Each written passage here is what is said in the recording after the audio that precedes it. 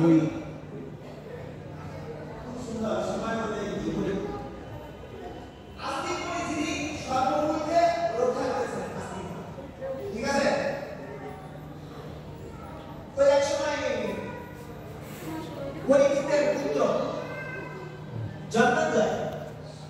সমস্ত সর্বকুলকে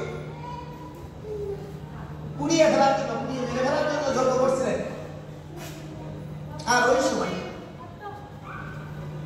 এই আস্তিক মুনি সর্বকুলের ভাগ্নে ইনি এনাকে ওই জয়দ্রথ ওকে স্টপ করে সর্বকুলকে রক্ষা করার দায়িত্ব দেওয়া হয়েছিল।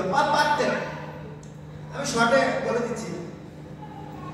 তো জয়েন্দ্র তো ওই এটা কি জানবেন না, পরীক্ষিতের ছেলে, কেন পরীক্ষিতকে সাপে কামড় দিয়ে মেরে ফেলছে। তো ওর একটা রাগ হয়েছে, আমি আজকে সমস্ত বিশ্ববিদ্যালয় যোগ্য এমন একটা যোগ্য করবো, সবাই সমস্ত সর্বকুলকে আমি ধ্বংস করবো, এই প্রতিজ্ঞা নিয়ে যুদ্ধ করছিল। আহুতি দিচ্ছে, হ্যাঁ, তক্ষক সহ সবাই এরকম যজ্ঞে চলে আসছে। তো সৃষ্টি বিপর্যয় বুঝে এই আস্তিক মুনিকে ধার্মিক এর কথা এর জ্যোতি আছে, যেটা বলে সেটা শুনে সবাই। আস্তিক মুনি এসে বলতে জানো না তুমি এটা করো না, এটা হিংসাত্মক দেখলাম এটা করে তোমার মানে হতে বিভিন্ন উপদেশের মাধ্যমে আস্তিক মুনি আমি সন্দেহ বলি আর ওই জনজনকে স্টপ করে দেবে সর্বযুদ্ধ থেকে। তখন আস্তিক মুনিকে বলেছিল সর্বরা একটা বল দিয়েছে, কি বলছে বল জানেন? আপনারা তো জানেন বলটা হচ্ছে যে যদি কেউ তিনবার আস্তিক আস্তিক আস্তিক বলে তাহলে কোনোদিন তাকে পথে বা কোনো জায়গায় সাপে কামড় দেবে না। এগুলো তো জানতেন না আপনারা? হ্যাঁ, জানতেন? আমাদের মুরব্বী যারা আছে আমাদের জানে থাকবে, জানতেন আপনারা? জানতেন না?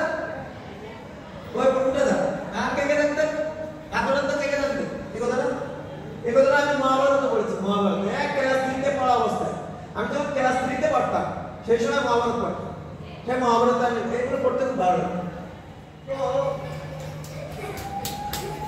বলছে যদি কেউ তোমার এই নাম নেয় আস্তিক আস্তিক আস্তিক আস্তিক তিনবার যদি বলে তাহলে আমরা কি হই, ওই ব্যক্তিকে আর কামড় দেবো। তাহলে আপনারা শিখে গেলেন, যদি দূর দূরান্তে কোথাও রাত্রে যেতে হয় কি বলবে? আস্তিক আস্তিক। ধন্যবাদ, ঠিক আছে, ভিডিওটা ভালো লাগতে পারে। তাহলে আর সাপে কামড়